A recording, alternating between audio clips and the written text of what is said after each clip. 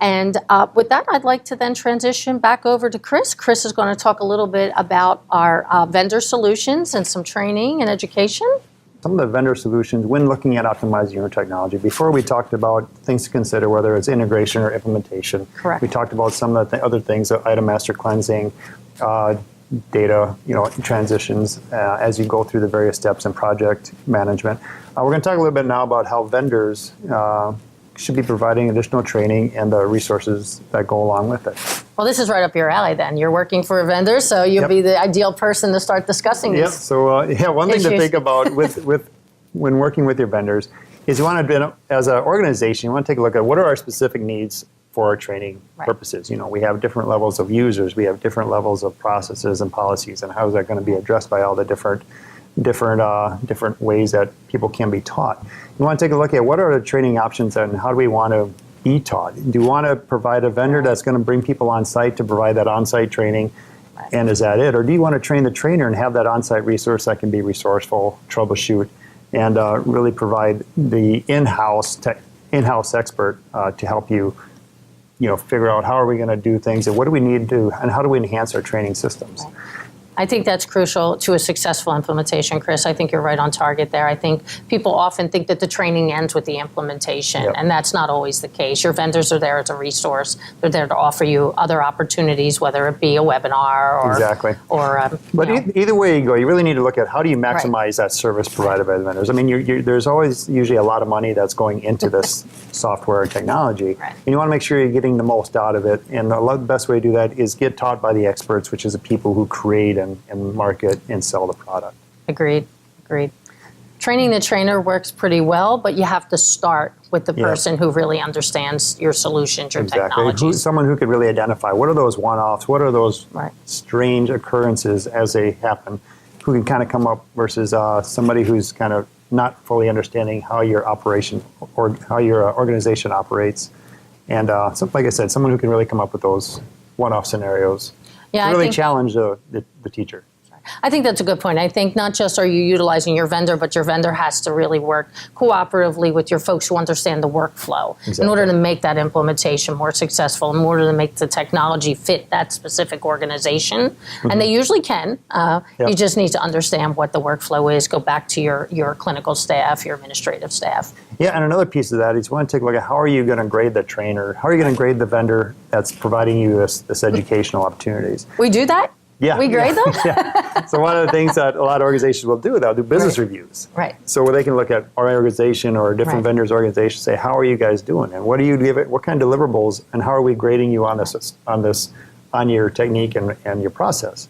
So one option is to come up with a dashboard. Dashboards can provide deliverables. They can provide feedback to the vendor to let them know how are you successful or what do you need to work on to be more successful in training our staff and making sure our team understands how to use your technology. Well, I'm glad we're talking about this now that I don't work for a vendor because I didn't get a scorecard. So another aspect to look when you're implementing a new technology is to look at what are your additional project initiatives and how do you identify. So one thing, what that really means is you have your goal when implementing this new technology, but you want to be able to look at what is the future, how is it going to impact you down the road? Because this may fill a gap that's there today, but are you going to have to rehash this issue out, years down the road as the market changes? And you want to be able to understand how as this market changes, how is this technology going to help me in 5 years versus 5 days away?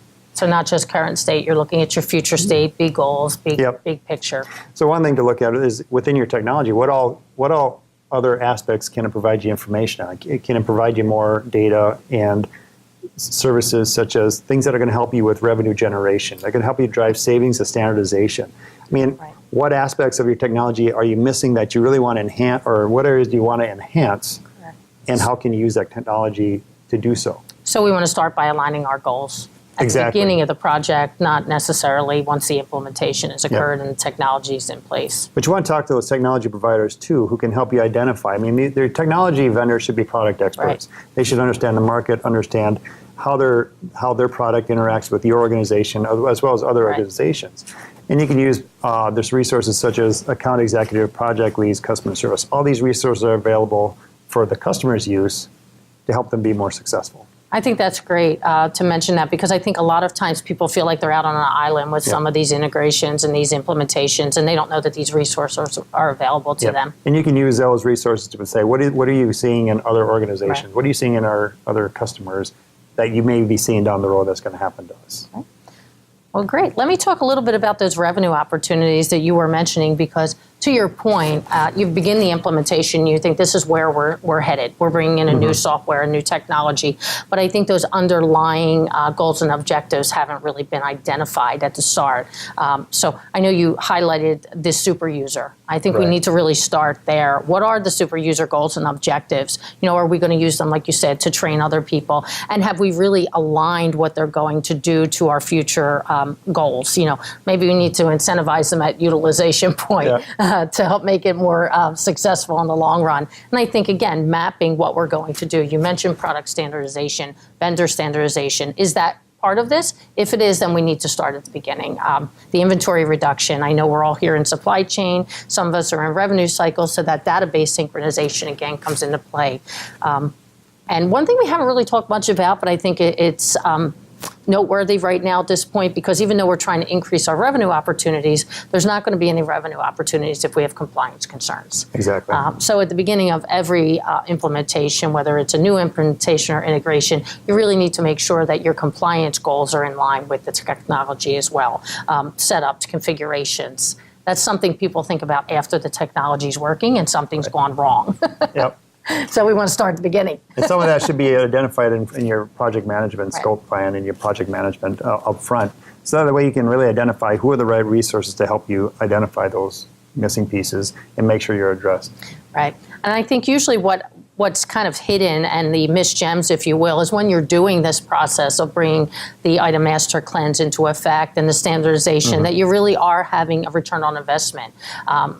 Through that, you're going to find opportunities to maybe, bring one hip into the hospital. Probably not one, but, bad example. But, limiting your inventory, limiting your SKUs. And this is a way where you're going to generate some revenue. So I would encourage folks to track that, to document that, to make sure that your other stakeholders that were party to the project, those key stakeholders that we discussed, that you keep them informed. Make sure that they understand the relevance of what was done. Right. Not just that the technology's in place and that we're using it, but that we realized all these other good things as a result, and they do bring revenue into the organization. Exactly. And one thing that we usually don't talk about, but I think it's good to note about your failures.